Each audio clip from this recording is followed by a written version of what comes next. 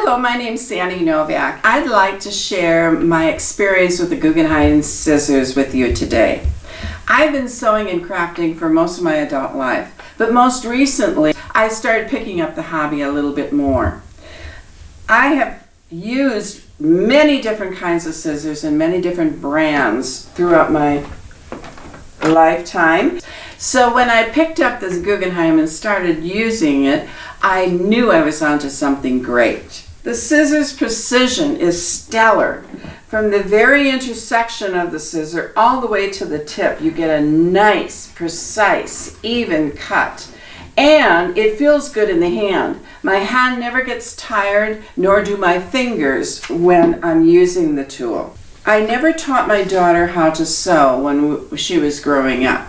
But during the pandemic, we had regular crafting days. She was so excited to try this tool, and it's always fun to have a hobby when you have the right equipment on board. I was excited to have the Guggenheim scissors so much that I went out and purchased 3 more pairs.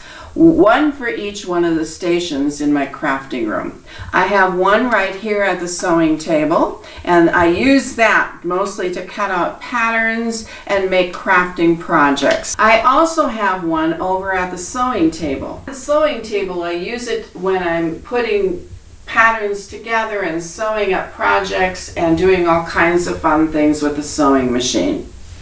Then I found that I was using the different scissors and going back and forth so much that I also purchased one for the Cricut station. Lastly, I have been an educator most of my life, and I know the value of a good tool. So I purchased one just to use with paper products, and that I use upstairs in my office. I don't want to mix the two because I know it's not a good idea to go from cutting paper to cutting out patterns and using it on fabric. I think the Guggenheim scissor is simply the best one made. I hope you give it a try because I think you will surely agree with me.